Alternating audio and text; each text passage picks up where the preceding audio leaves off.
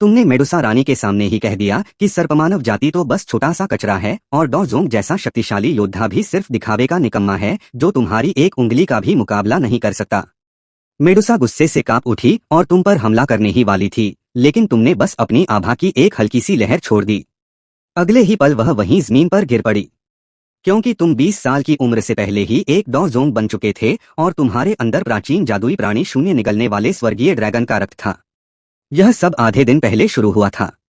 बचपन से जिस लड़की की तुमसे सगाई तय थी उसका दिल शाओ यान पर आ गया था और उसने तुमसे रिश्ता तोड़ने की बात कही। वैसे भी तुमने इस नाम के रिश्ते को कभी दिल से नहीं माना था, इसलिए तुमने तुरंत हाँ कर दी। लेकिन उसी समय तुम्हारे साथ पत्नी से विवाह कर पलटवार करने वाला सिस्टम बंध गया।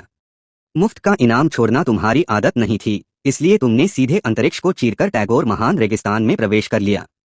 उस समय मेडुसा महल के ऊपर का वातावरण इतना शांत था कि मानो समय ही रुक गया हो।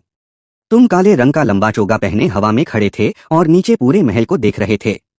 तुमने डॉची के पंख भी नहीं निकाले थे, फिर भी सिर्फ अपने शरीर के बल पर आकाश में खड़े थे।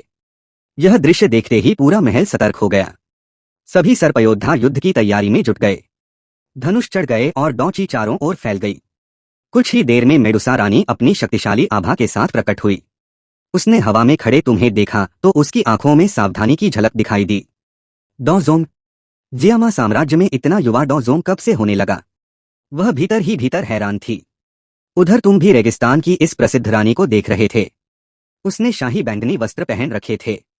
उसका सुडौल शरीर बेहद आकर्षक था। लंबे काले बाल पतली कमर तक झूल रहे थे और वस्त्रों के नीचे से उसकी बैंगनी सर्पपूंछ धीरे धीरे लहरा रही थी, जो उसे और भी जंगली और मोहक बना रही थी। जब उसने महसूस किया कि तुम बिना झिझक उसे देख रहे हो तो उसकी आंखों में हल्की सी नाराजगी चमक उठी।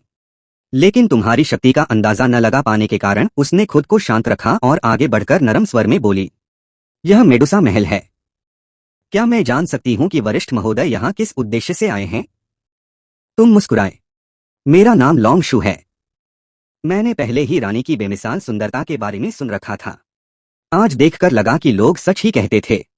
मेडुसा के होठों पर हल्की सी मुस्कान आ गई। वरिष्ठ महोदय, आप मेरी बहुत प्रशंसा कर रहे हैं। तुमने हल्का सा सिर हिलाया और अचानक बात बदल दी। मुलाकात भी एक तरह का भाग्य होती है। पहली ही मुलाकात में लगा कि हम दोनों का रिश्ता बना हुआ है।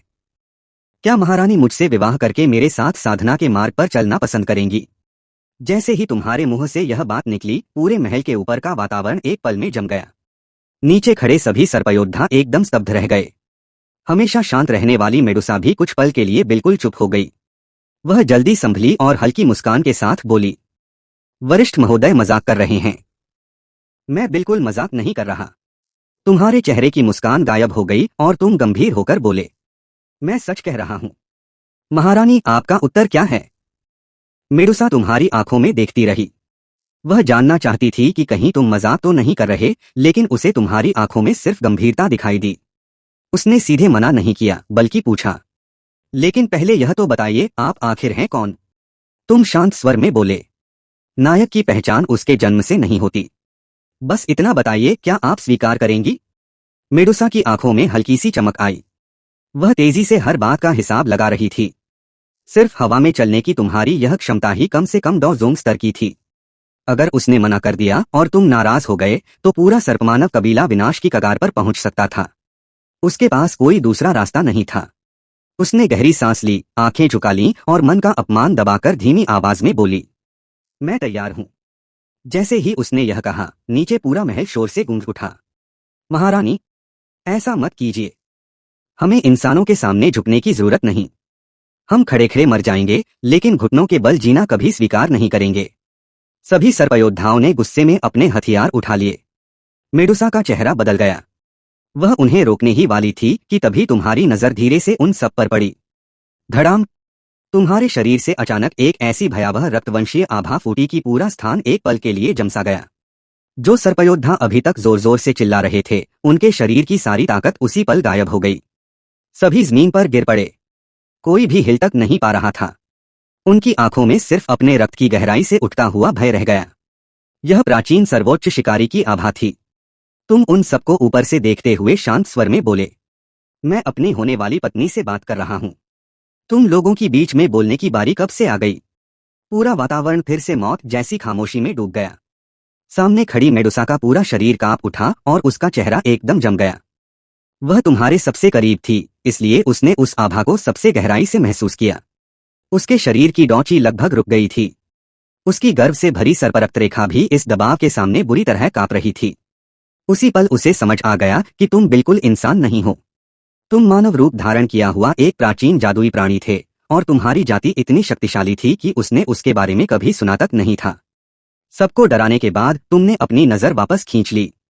तुम्हारे शरीर का दबाव एक पल में गायब हो गया और तुम्हारी आंखें फिर से शांत हो गईं। अब जब महारानी तैयार हैं, तो चलो विवाह की तारीख तय कर लेते हैं। तुमने कुछ पल सोचा, फिर अचानक बोले, नहीं, तारीख की क्या जरूरत? हम दोनों पहली नजर में ही एक दूसरे को पसंद कर बैठे। शुभ दिन का इंतजार क्यों करें? आज ही सबसे अच्छा दिन है। इसी समय विवाह कर लेते हैं। मेडुसा ने मन की हलचल दबाते हुए कहा। क्या यह कुछ ज्यादा जल्दबाजी नहीं होगी? तुमने हल्का सा सिर हिलाया।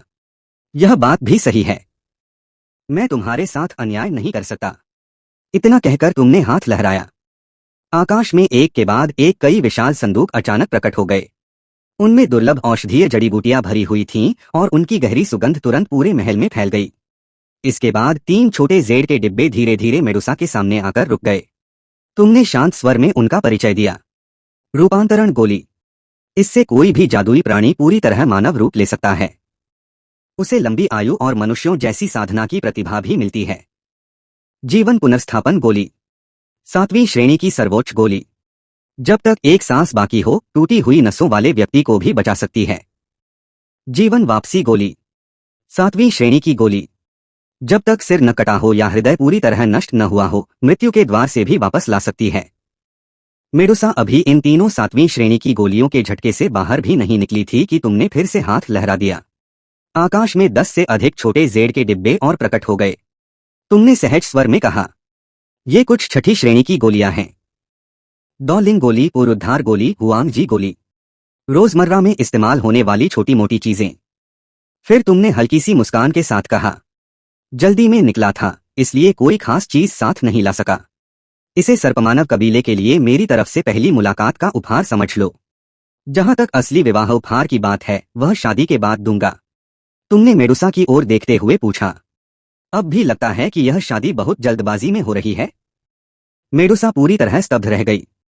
एक पल पहले तक वह सोच रही थी कि कैसे मजबूरी में यह विवाह स्वीकार करके अपने कबीले को बचाए और तुम्हारी शक्ति का सहारा लेकर सर्पमानव कबीले के लिए कोई नया रास्ता निकाले। लेकिन अगले ही पल उसके सामने खजानों का ऐसा ढेर लग गया कि उसका दिमाग ही काम करना बंद कर गया। जब उसने काफी देर तक कोई जवाब नहीं दिया, तो तुमने हल्का सा भौहें सिकोड़ते हुए पूछा, क्या हुआ? पसंद नहीं आया? अगर पसंद नहीं है तो मैं कुछ और सोचता हूं। पसंद है। मेडुसा तुरंत होश में आ गई। उसे सचमुच डर था कि कहीं तुम ये सब वापस न ले लो। मैं बिल्कुल असंतुष्ट नहीं हूं। ये सब बहुत कीमती चीजें हैं।